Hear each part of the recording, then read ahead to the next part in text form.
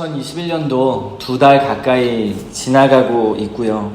추운 겨울을 지나 이제 봄이 다가오고 있습니다. 그런데 어제는 아직은 추운 겨울은 지나지 않았다라고 선포라도 하듯이 눈보라가 치고 강한 바람이 불었습니다. 눈이 오고 바람이 부니까 바깥에 나가는 것이 쉽지가 않죠. 차를 가지고 나가도 위험하고 걸어가도 온몸으로 눈을 맞아야 하기 때문에 저희는 눈보라를 꺼리기도 합니다. 가끔 가만히 앉아서 우리 자신을 돌아보고 묵상을 해보면 우리의 삶은 해가 드는 날보다 이렇게 비바람이 치고 눈보라가 치는 날이 더 많은 것 같습니다.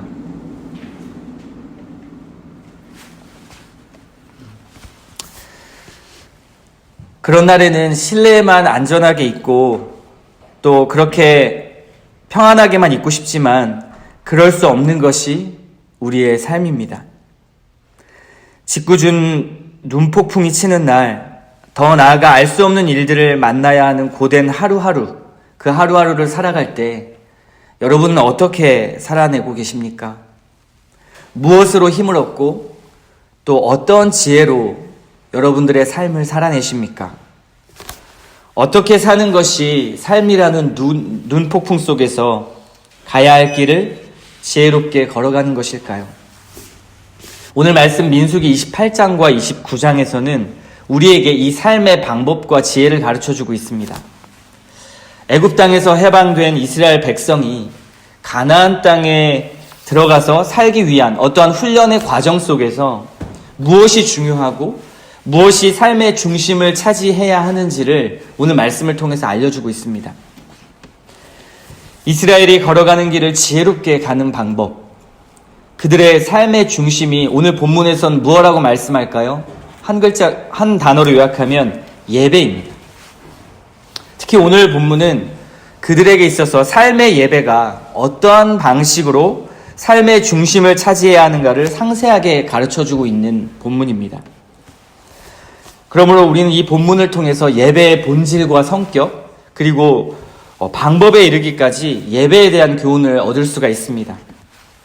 먼저 28장과 29장에는 제물과 절기들을 소개하고 있죠. 날마다 드리는 제사, 안식일에 드리는 제사, 초하루와 무교절, 칠칠절, 나팔절, 그리고 속죄일에 드리는 제물을 언제 어떻게 드릴 것인가에 대해서 가르치고 있습니다. 이 수많은 예배를 드리는 이스라엘 백성의 예배의 주인은 누구일까요? 그리고 누구에게 그 예배를 드리는 것입니까? 당연히, 너무나도 당연히 하나님께 그 예배를 드리는 것입니다. 하나님이 그 예배의 주인이시죠. 제가 당연히라는 말을 썼지만 정작 우리의 예배의 대상, 삶의 예배의 대상이 하나님인가? 라는 것을 우리는 묵상해 볼 필요가 있습니다.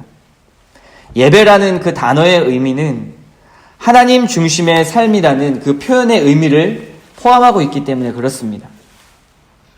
하나님 중심의 삶이 아니고 자기 자신을 위한 삶이라면 그것은 하나님께 드리는 예배가 아니죠. 그래서 하나님은 예배를 명령하시되 예배의 대상을 정확하게 가르쳐 주십니다. 오늘 말씀 2절 말씀 끝에 보면 이런 말씀이 있습니다. 내게 바칠지니라 라고 말씀하시죠. 여기서 내게라는 것은 하나님이십니다. 또 예배의 방식도 마찬가지입니다. 하나님께서 정하신 방식, 그 방식으로 드리되 특별히 하나님께서 정하신 시기에 드려야 합니다. 자기에게 편한 시간에 임의로 예배를 드리라고 하는 것이 아니라요. 하나님께서 명령하신 그 정한 시기에 하나님 앞에 드려야 하는 것입니다.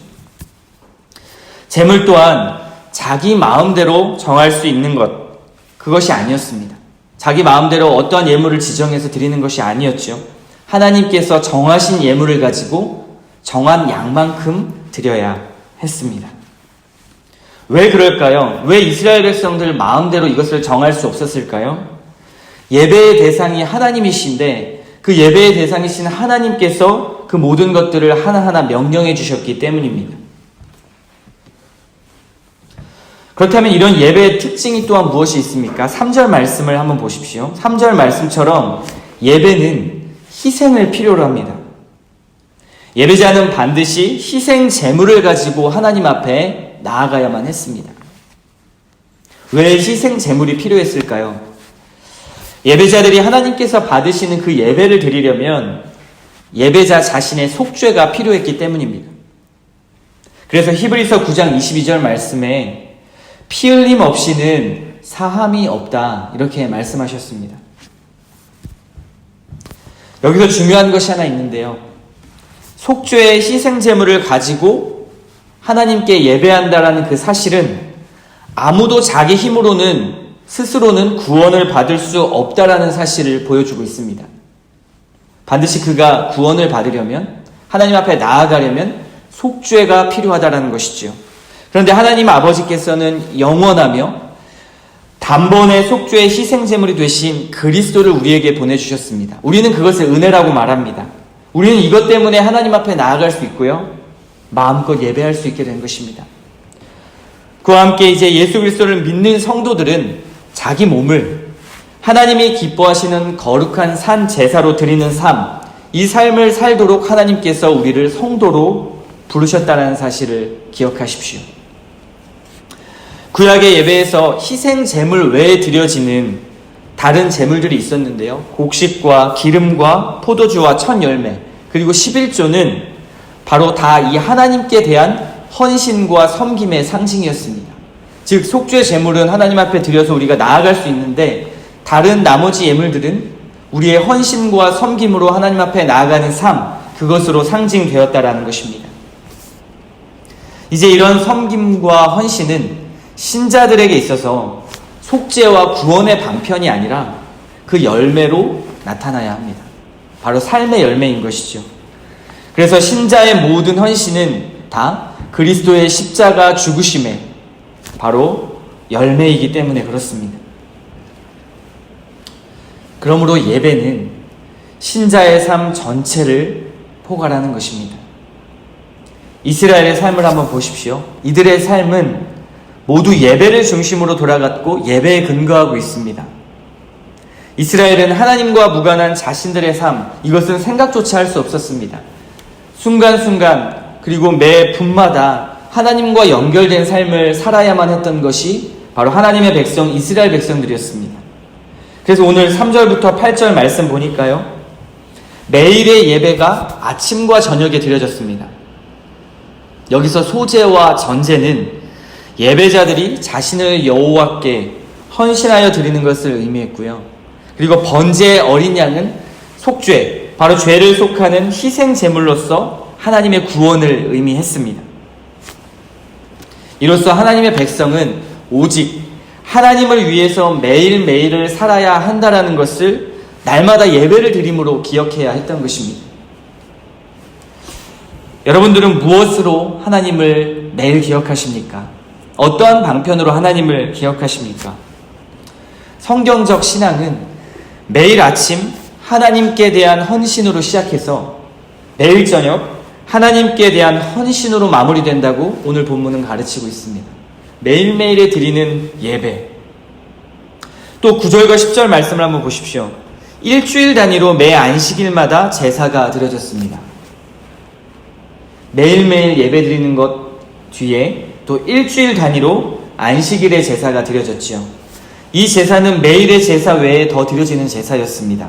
또 11절과 15절을 보면 매주를 넘어서 이제 매달 첫날에는 월 단위로 드려지는 월삭의 제사가 요구되었습니다. 또 달을 넘어서요. 이제는 1년 단위로 드려지는 절기 예배들이 있었죠. 6월절, 무교절, 오순절, 그리고 나팔절, 속죄일 등 이런 절기의 예배들이 드려졌습니다. 오늘 28장과 29장은 이런 것들을 소개하고 있죠. 우리는 이렇게 수많은 예배가 많이 있다라는 것을 통해 무엇을 알 수 있을까요? 아까도 말씀드렸지만 이스라엘 백성의 삶은 예배를 떠나서는 살 수 없는 삶, 하나님과는 떨어져서 살 수 없는 그렇게 해서는 존재할 수 없는 백성이라는 것을 보여주고 있는 것입니다. 이것이 이스라엘 백성들의 삶의 특징이었지요. 매일을 드리는 제사를 넘어 일주일의 안식일을 제외하고도 1년의 절기를 위한 제물, 그 제물을 바치기 위해 모여야 하는 날이 30일이나 되었습니다. 그러니까 절기 예배로만 그 제물을 바치기 위해 모여야 하는 날이 30일이었던 것이죠. 어찌 보면 매일의 아침과 저녁은 하루의 11조, 또 안식일은 일주일의 11조, 월삭은 한 달의 11조, 그리고 절기의 그 30일이 모여진 그 날은 30일 동안은 1년의 11조를 드리는 것처럼 늘 그들은 예배의 삶을 살았던 것입니다. 그리고 오늘 본문을 토대로 매년 제물로 드려야 하는 그 어린 양의 숫자만 해도요, 계산해 보면 1000마리가 넘습니다.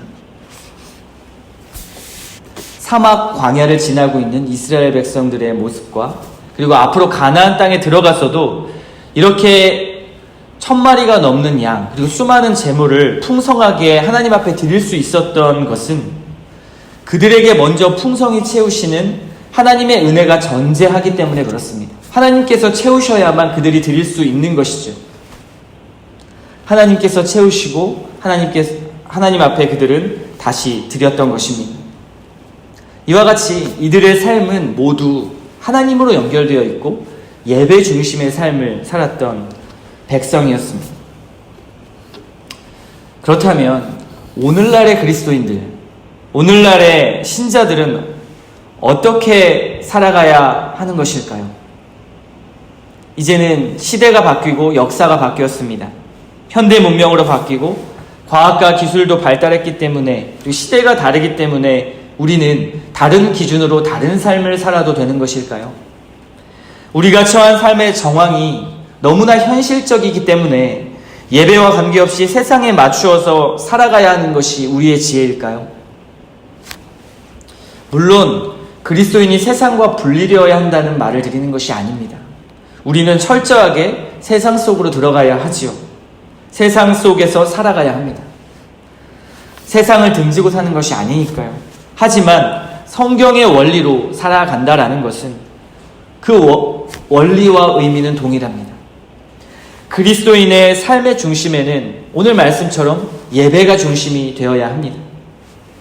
예배는 신자의 삶의 근거이자 중심이며 모든 것이기 때문에 그렇습니다. 교회에서 드리는 예배, 그 예배뿐만 아니라 자기 몸을 하나님이 기뻐하시는 거룩한 산 제사로 드리는 삶의 예배 또한 마찬가지입니다. 그렇지만 형식 속에서 드리는 우리의 이런 모든 예배를 무시해서는 안 되겠죠. 그 예배에서 모든 것이 출발합니다. 그렇지만 삶으로 드리는 예배가 이어지지 않는다면, 모든 순간의 예배로 이어지지 않는다면 그것은 또한 반쪽짜리 신앙인 것이죠. 주일 예배와 주간의 예배, 그리고 매일의 예배, 그리고 삶의 모든 매 순간순간에 드리는 그 예배를 여러분 삶의 중심으로, 기준으로 잡으시기 바랍니다. 그리고 그 모든 예배의 중심에는 십자가에 달리신 예수 그리스도께서 함께 계신다라는 것을 생각해야 합니다. 우리는 매일 매 순간 그리스도로 말미암아, 그분의 십자가의 공로로 말미암아 아버지 하나님 앞에 나아갈 수 있습니다. 그 예배 가운데 나아갈 수 있는 것이죠. 삶의 예배 또한 마찬가지입니다. 그리스도가 없는 삶의 예배는 존재할 수 없습니다. 늘 그리스도가 중심이 되는 것이고, 그러므로 말미암아 우리가 복음 중심적 삶이라는 말이 나올 수 있는 것입니다. 그럴 때 우리가 성삼위 하나님 앞에 예배드리는 삶으로 나아갈 수 있는 것이죠. 그때만이 우리의 자신을 하나님 앞에 열매로 드릴 수 있는 것입니다. 그것이 그리스도인의 삶입니다.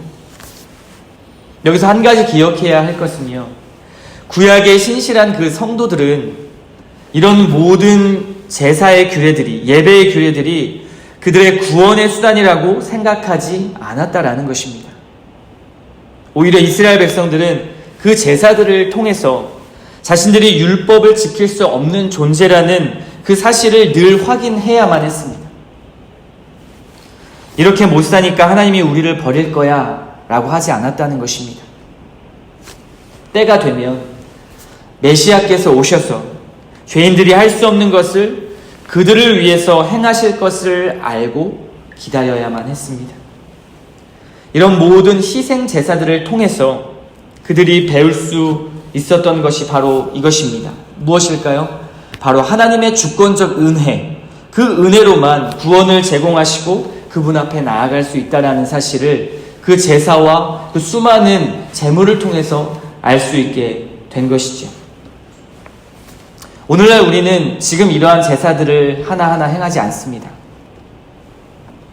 왜 그럴까요? 예수님께서 이미 영원한 단번에 속죄의 희생 제물이 되어주셨기 때문에 그렇습니다. 우리도 여전히 구약의 백성들처럼 예수 그리스도를 기다립니다. 다시 오실 예수님을 기다리는 것이죠. 예배를 드릴 때마다 우리의 구원을 완성해 주실 그리스도께서 재림하는 날을 우리는 기다리며 그것을 소망이라 붙잡고 살아가는 것입니다. 그 소망으로 예배를 드리는 것이고요. 그 소망으로 우리의 삶을 살아내는 것입니다. 저는 이 아침에 여러분에게 도전하고 싶습니다. 예배를 삶의 기둥으로, 삶의 기준으로 세우십시오. 코로나 때문에 우리가 예배가 많이 무너져 간다고 하지만 예배가 무너지면 우리의 삶이 무너지는 것입니다. 공동체가 함께하는 예배에 힘쓰십시오. 또한 하나님의 임재와 은혜를 그 공동체에서 드리는 예배 가운데 경험하십시오. 그 은혜로 말미암아 눈보라가 치는 세상, 그 세상 속에서 믿음으로 두려워하지 말고 과감하게 맞서십시오. 우리의 삶이 하나님께 드려지는 예배가 되기를 소원합니다. 삶의 한 자락, 한 걸음, 그리고 말과 행동이 주님이 받으시는 찬송과 경배의 삶이 되시기를 축복합니다. 이것이 하나님 중심의 예배의 삶입니다. 예배의 대상도, 그리고 예배를 말씀하신 분도 바로 하나님이십니다. 모든 것은 하나님의 주권적인 은혜로부터 우리에게 주어지는 것입니다. 이스라엘 백성의 나그네의 여정도요, 1000마리가 넘는 엄청난 재물을 명령하신 것은 하나님께서 채우시는 역사가 있었기 때문에 모든 것이 가능했습니다. 우리가 예배로 살아갈 수 있는 것도 예배의 주권자 되시는 하나님께서 예수 그리스도를 통해 가능하게 하십니다. 성령님을 우리에게 주셨고 성령님으로 말미암아 우리가 그 삶을 살도록 하십니다. 오늘 말씀을 통해 내 삶을 한번 돌아보십시오. 나는 무엇을 중심으로 살아가는가? 나는 무엇에 집중하고 있고 무엇에 힘을 쏟으며 그리고 무엇에 나의 모든 에너지를 쏟고 있는가를 오늘 말씀을 통해 돌아보시는 은혜가 있기를 원합니다. 오늘 말씀은 분명하게 우리에게 가르쳐 주십니다. 예배로 시작해서 예배로 끝나는 삶을 살아라. 오늘도 이 은혜가 저와 여러분에게 이 아침에 기도하는 모든 성도들에게 있기를 축복합니다.